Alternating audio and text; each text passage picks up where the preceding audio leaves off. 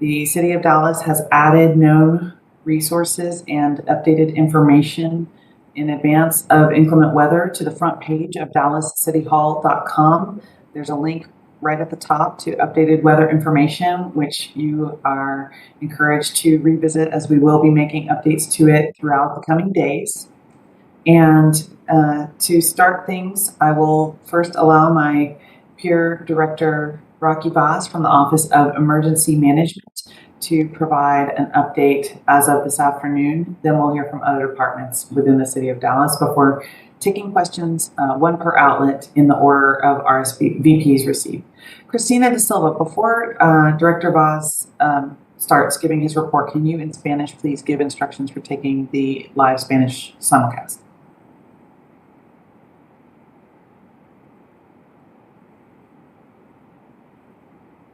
Christina De Silva, I see you've joined.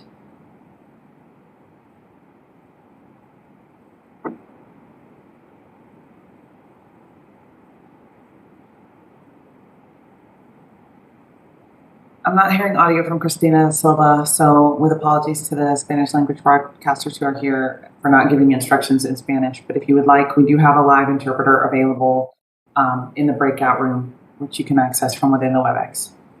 With that, I'll hand it over to OEM Director Rocky Vaz. Thanks. Thank you, Catherine. Good afternoon. A quick update since we spoke yesterday. So the EOC has been activated. The Emergency Operations Center at Dallas City Hall is now activated. We have a few departments in the EOC along with OEM staff, and many of our other departments are virtual. We have two-a-day calls to get situational updates, and they can reach us here 24/7 as needed for any resources or coordination needs they might have. We had a call an hour ago. Encore reports that the crews are in place and all necessary prep work has been done. Crews are stationed strategically throughout the city to respond to any power outages as needed. Public Works, they're ready starting at 6 o'clock today. They will be scouting the roads and bridges, and then at midnight they will deploy their ice fours to sand and de-ice as necessary, and we'll have the departments speak on that. Transportation is ready to go. Staff is available at their 24-hour coordination center to monitor signal lights, traffic lights, stop signs, any assistance that is needed. They're ready to provide that service. DFR and DPD are staffed up and ready to go as needed. Based on last year's lessons learned, especially for DFR, with the large number of pipe bursts and water main breaks. So they are prepared and they have adjusted. They are planning to respond accordingly to needs that come up in the city. Fleet management is ready with all their 5 service centers open through the night and through the weekend to service any of our equipment that is needed by our responding departments. The Office of Homeless Solutions opened up the homeless shelter at the automobile building at Fair Park. They have a steady stream of people coming in, getting tested, and settling in for the next 3 to 4 days at least. And Christine will talk about their plans moving forward. Communications, comms, Catherine's department, they're here in the EOC, and they'll work part of it virtually, be able to answer any and all media requests, everything we request that it goes through comm. We also have our DallasCityHall.com webpage. Got on the main landing site, we have a winter weather link that has information on everything that we as the city are doing, along with our warming centers that are going to be open tomorrow. There are going to be some adjustments to the timings of opening. There are some delayed openings just based on staff being able to come into the sites to operate it safely. We will have those updates on our website shortly or later this evening. Our purchasing procurement department has been working and have contracts ready for water delivery and distribution as needed, if needed. So we're going to be ready with that. Our information technology services, they have been making sure that a public safety radio system will be operational with the towers having generator power if needed in case we lose power at any of those sites. Building services is on standby to provide any services to any critical infrastructure that the city manages, whether it's water plants or police substations and things like that. Dallas Water Utilities, they have over 400 staff working through this event. All the critical sites are up and running without any issues at this time. Parks will also be operating our warming centers. Again, like I said, there might be some delayed openings. We are still working through the adjustments on that, and that information will be shared later this evening on our website. Sanitation will have a delayed start. Instead of 7 a.m., they're going to attempt to start their trash pickup at 9 a.m. and adjustments will be made depending on the street conditions tomorrow morning. Code compliance is standing by. If there are any complaints as far as hot water not available at apartment, multifamily complexes, or power outage, we ask our residents to call 311 so they can get to the code department and they can investigate and talk to the owners and make sure that restoration is done as quickly as possible. Port services, we're going to have a delayed opening. They'll open at 11 a.m. And there are going to be no trials, so all those are being canceled and that'll be updated on our website. That generally is the overview that we have for the event as of today. The weather, as we see, is starting to move in. We still have a lot of rain, but there should be wintry mix probably be here in the next couple of hours. So with that, I'll turn it back to Catherine for her to do the Q&A, or if she wants to move over to other departments for updates. Other departments available to report out include Terry Lowry with Dallas Water Utilities. Terry, do you want to talk about water preparedness? And then Director Christine Crossley from Office of Homeless Solutions after Terry. Thank you, Catherine. I appreciate that. This is Terry Lowry with Dallas Water Utilities. As Rocky mentioned earlier, we have been preparing and confirming that all of our winterization is verified and in compliance for our infrastructure. We have expanded our staff coverage. Critical staff will be available at sites in case we get weather where we can't leave. So we have maintenance people, we have electricians at our critical pump stations along our distribution system. We have electricians that will be stationed there. We are coordinating with Encore. One of the things we did last year, one of the problems that a lot of people had was with burst pipes. So on social media and on the water utilities website, in addition to the other information that's out there, are some freezing temperature tips about wrapping exposed pipes, opening your cabinets, draining and unhooking hoses from outside, and turning off your irrigation systems. Something else that's really important is knowing where your water shutoff is. We got many calls in the middle of the night where people had burst pipes and did not know how to shut off their private water. So that's something that every homeowner, every renter should know how to get with their building maintenance people in case that need arises. And that's what I've got, Catherine. Thank you. Thank you, Terry. Next, we will hear from Office of Homeless Solutions Director Christine Crossley, followed by Public Works and Interim Assistant City Manager Robert Pettis. This is Christine Crossley, Office of Homeless Solutions Director. Just to follow up on what Rocky said, the Fair Park Automobile Building is open starting at noon for guests. It will be open 24/7 at least through Saturday. Further activation will be decided on Friday based on the weather and announced Friday for the rest of the weekend, possibly into the next week, depending on the weather. Pets are welcome. COVID testing is done at the door. If people are positive, they are transported to a secondary quarantine site for the duration of quarantine. That is a partner site through the city and the county. As in previous mentions of this, the site is not being discussed publicly for the safety of the staff and the guests.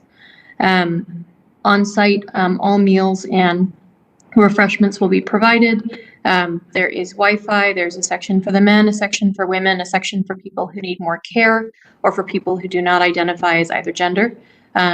So we are trying to make it as open, as accessible, and low barrier for everyone as is possible. There is a security presence to make sure that everybody is safe, but things are running really smoothly right now. We've had quite a few people coming into shelter, and things seem to be working really well. I will also say that, I had said previously that this can be accessed through the vehicle gate 5 or the pedestrian gate at Perry Avenue via DART.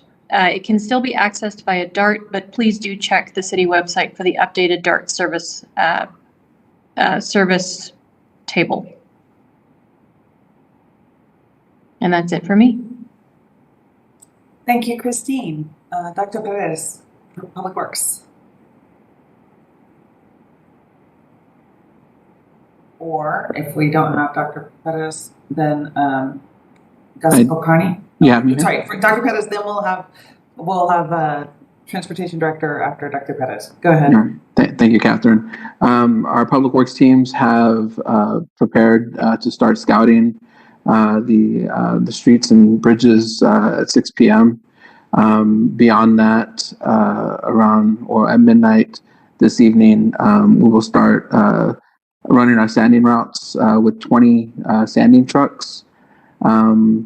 We have the capability to ramp up to 40 trucks between Dallas Water Utilities and Public Works in the event that those additional trucks are needed.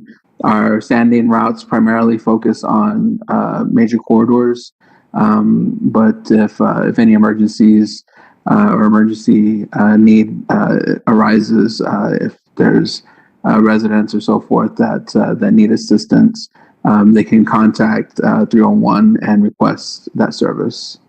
And right now we are scheduled to run our 24-hour operations at least for the next 2 days. And that's all I have, ma'am. Thank you, sir, and congratulations on your promotion. Next, Gus Kulkarni from Transportation. Thank you, Catherine. From the Transportation Department, the Transportation Management Center will be manned 24 hours starting this afternoon.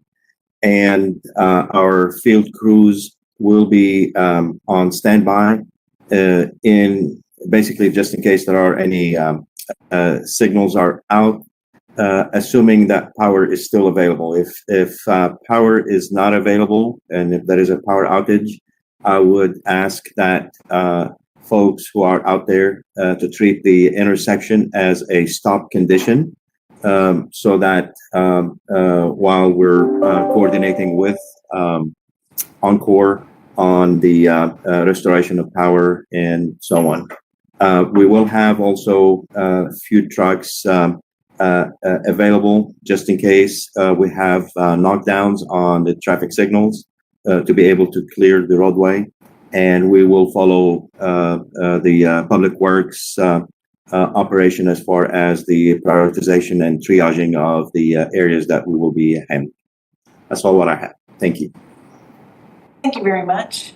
We have today received RSVPs from 14 different media outlets, which I will call on in the order they RSVP'd, and we will take as many rounds as time allows until 4 p.m. If you would please, in stating your question, also indicate which of our senior staff your question or which department your question is directed to. That would be most appreciated. And we will start with Spectrum News 1, followed by the New York Times.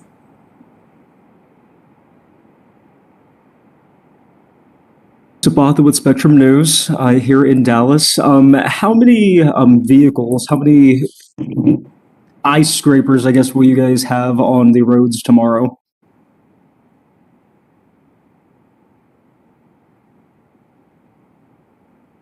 Hi, this is Robert Bettis again. So we will have 20 standing trucks beginning at midnight this evening. 4 of those will have scraping abilities or plows if they're needed. In the event that we, I guess, get a major event, we can ramp up to a little over 40 trucks that would be running on a 24-hour basis. Thanks, Dr. Pettis. Thank you. Next is New York Times, followed by WFAA.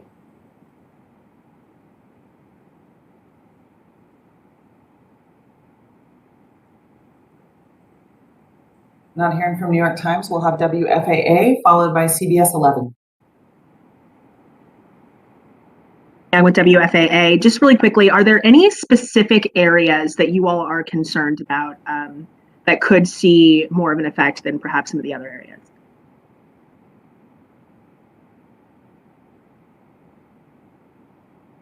We don't have any specific areas, but just given the weather event, which is going to be an ice event, so we would be more concerned with neighborhoods that have overhead power lines and trees close to the power lines that have not been trimmed. That would be our major area of concern.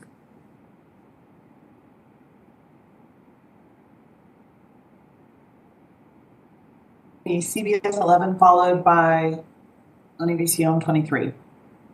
Hi, this is Steve Pickett, CBS 11. Mr. Vaz, just to follow up on that, if your concern are neighborhoods with these trees, with the ice event we have, invariably the concern about those trees falling, hitting those power lines, you may have spoke to this, I missed at the very beginning, what the city is doing right now to prepare to respond to those kinds of situations and circumstances throughout the city.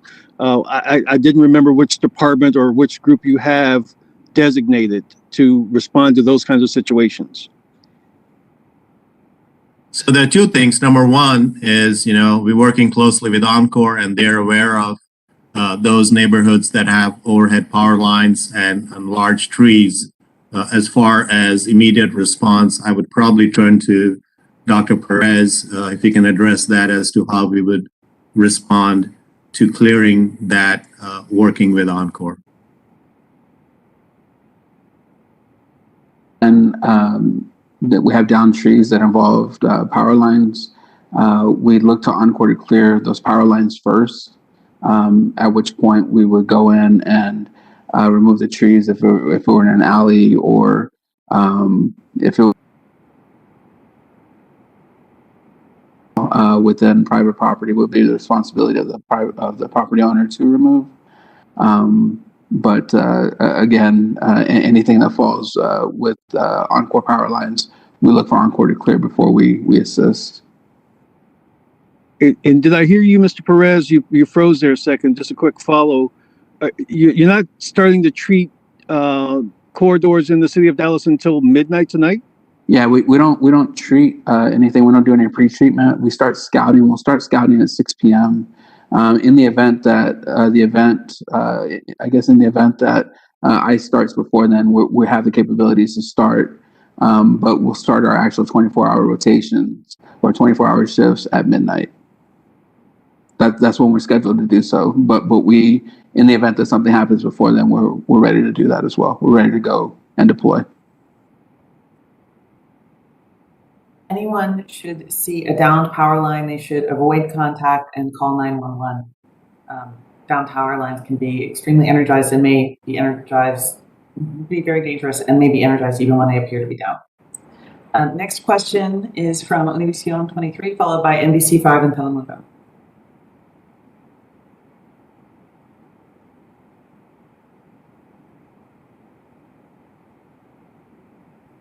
Univision 23.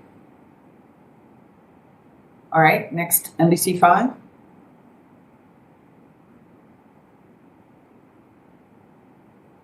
NBC 5 and Telemundo.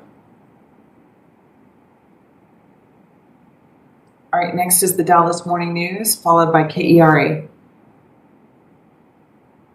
Hey everybody, it's Everton Bailey with the Dallas Morning News. Thanks again for doing these briefings. Communication last year was a big issue with Encore during the winter storm then. And I was wondering if Rocky or anyone else can speak to the briefings that you guys have received so far.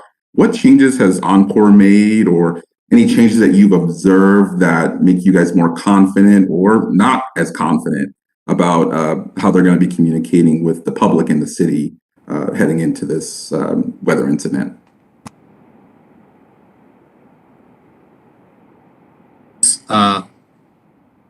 Briefs us once a day, and they send out notification to our elected officials and to city leadership. We did actually receive one of their updates, believe this morning, and Andrea Sanders, who is our customer services manager for Dallas area, confirmed to us that they will send an update every 3 years. As far as their communication with the general public, I cannot comment on that. You'll probably have to reach out. I'm sorry, Rocky, you broke up a little bit there. Did you say that Encore is going to be updating the city every 3 or 4 hours, or did I mishear that? That is correct. She said that they would send an update to city council and city leadership every 3 hours. As far as their communication with the public, that's something Encore will need to answer. Thanks. Next is KERA, followed by the NBC News Network.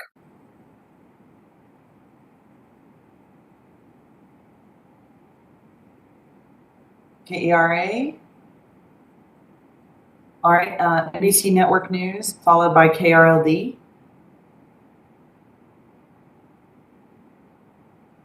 Okay, no one from KERA, no one from NBC. So KRLD, followed by News 29.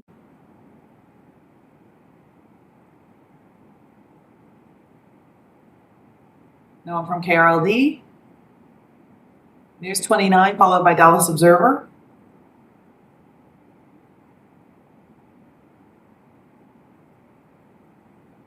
All right, finishing first round, Jacob Vaughn, Dallas Observer, and then we'll go back for another round.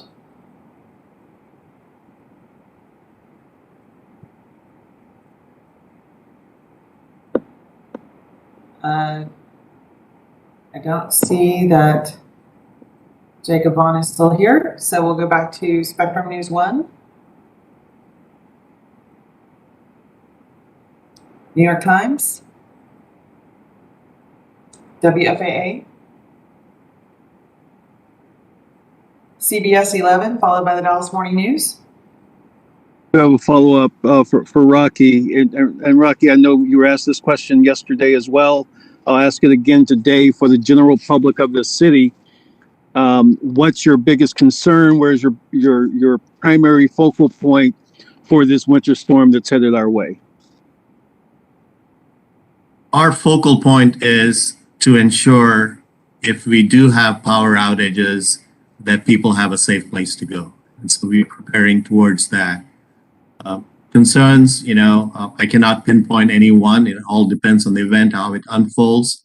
And we are prepared for any contingency plans for anything that comes our way. But that would be our primary focus, is to make sure people are safe and have a warm place in case we have power outages.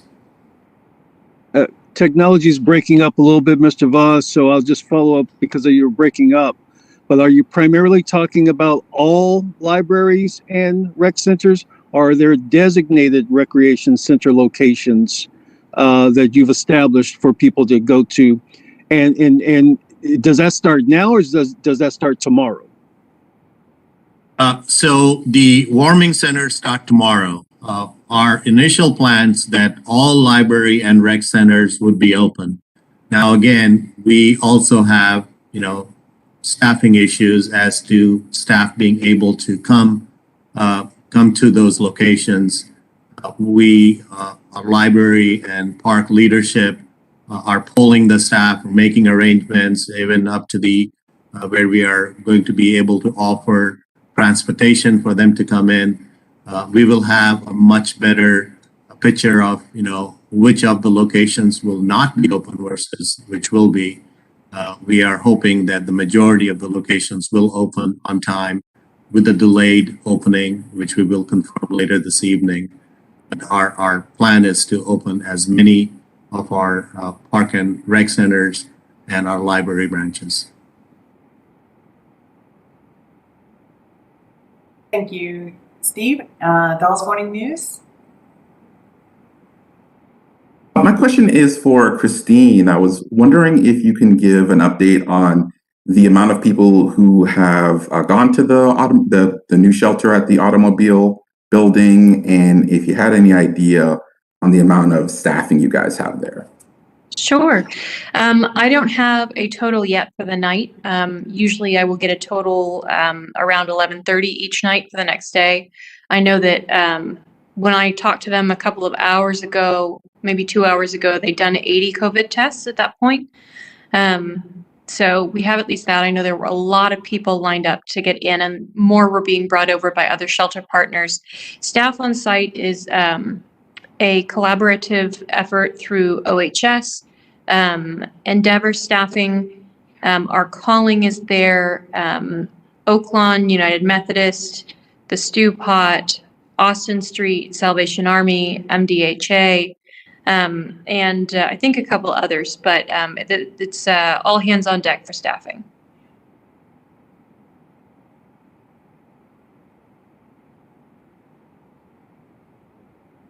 That we have other participants who RSVP'd but who we have not yet heard from.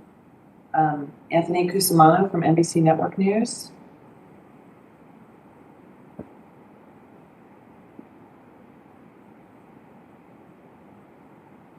Omar Rojas.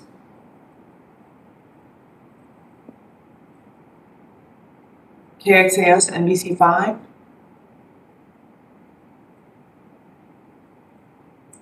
Marina Trajan Martinez, New York Times.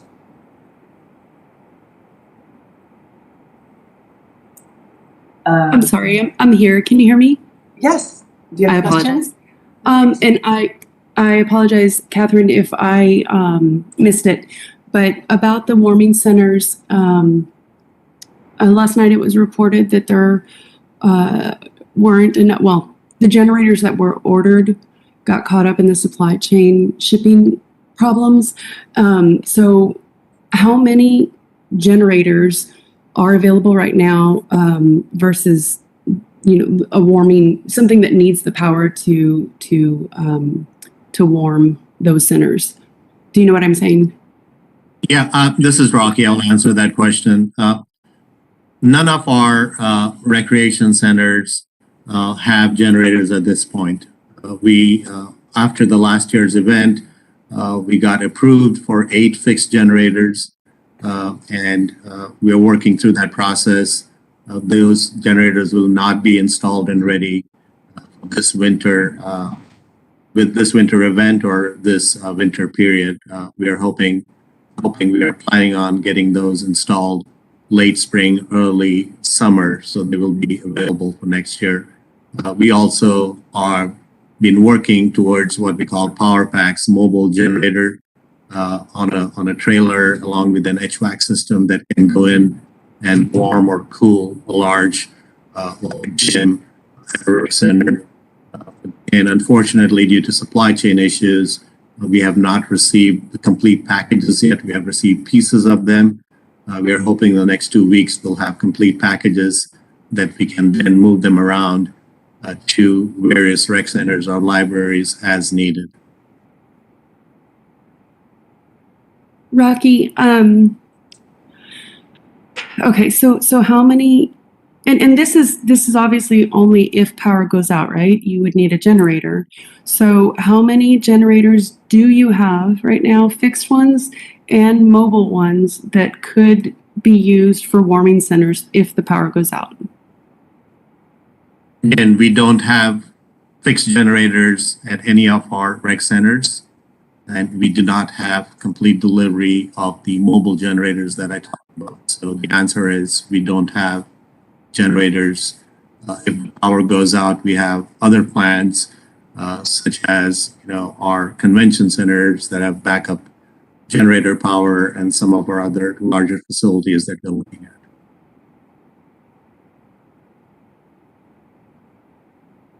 Thank you. Thank you. Thank you. If there's anybody who RSVP'd and was not able to ask when I called on them, you can use the raise hand feature for me to call on you. Valerie Hawthorne. If vaccines would be made available at the Auto Center at Fair Park for people experiencing homelessness?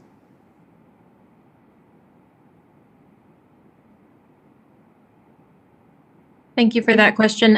We don't have the availability to make vaccines available just because of the temperature controls that they need. But we will be doing COVID testing there. And vaccines are regularly available at or through most of the major shelters year round. Thank you for that.